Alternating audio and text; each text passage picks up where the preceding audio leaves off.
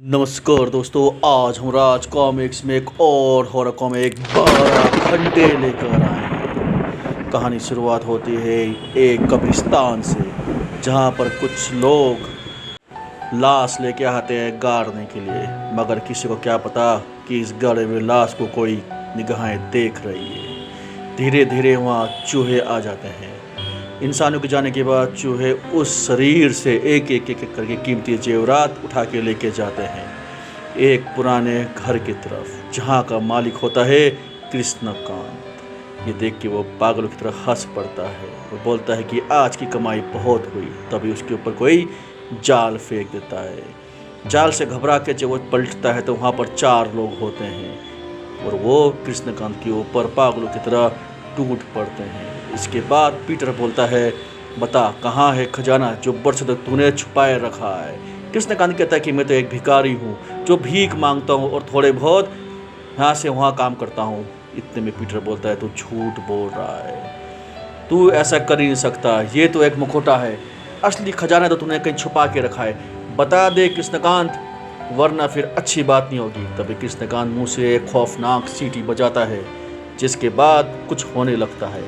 चूहे चूहे पड़ जाते हैं पीटर उसके साथियों के पीछे, दुम दबा के भागने लगते हैं वे सब।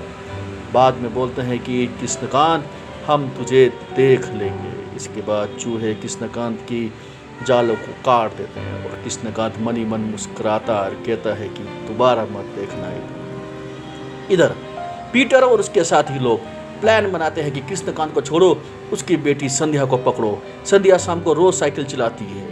इधर संध्या शाम को साइकिल से आ रही होती है कि तभी पीटर और उसके साथियों ने संध्या के ऊपर हमला कर दिया। शैतानी मुस्कान के साथ पीटर बोलता है कि संध्या को उठा के ले चलो अड्डे में। अड्डे में लाने के बाद वो संध्या से बस एक ही सवाल पूछते हैं, कृष्णकांत का खजाना किधर है। संध्या बोलती है कि तुम लोग सब पागल हो। इतना कहती है, जब दौड़ती है तो चबी एक खंजर आके संध्या पे लग जाता है। संध्या मारी जाती है।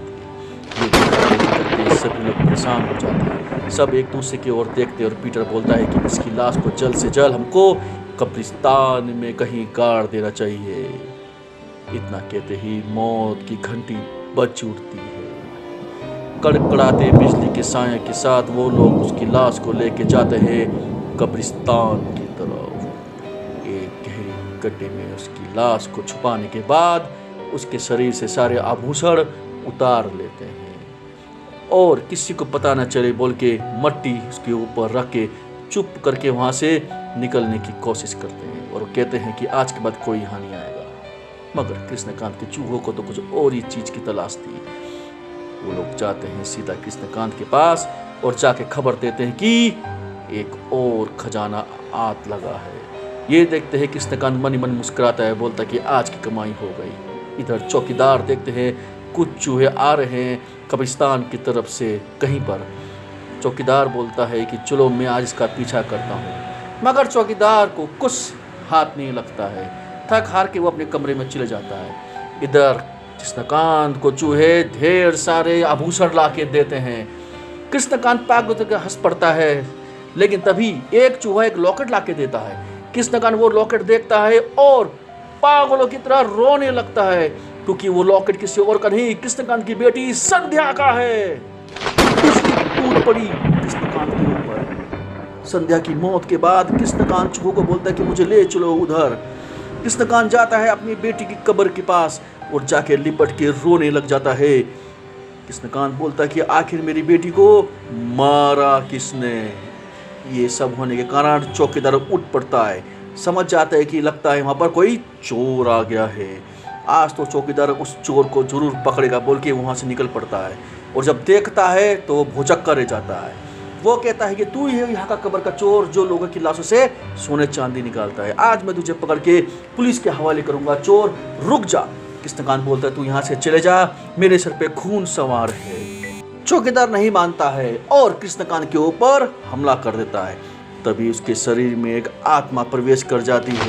ये आत्मा उसी की बेटी की होती है। धीरे धीरे उसका शरीर शैतान का रूप लेने लगता है। ये देख के चौकीदार डर जाता है और भगवान का नाम लेता है और वहां से लंपट भाग पड़ता है। मगर मौत से कब तक बचेगा चौकीदार।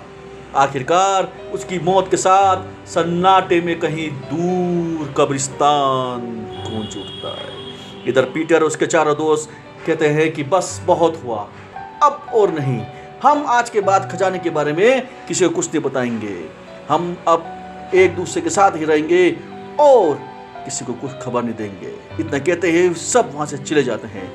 बिरजेस अपने घर की तरफ निकल पड़ता है कि तभी उसको एक साया दिखाई देता है। साया देखते ही बिरजेस डर जाता है। मौत के इस साये को देख के बिरजेस कहता है कि तुम कौन हो? तो दोस्तों, आखिर वो साया किसका है?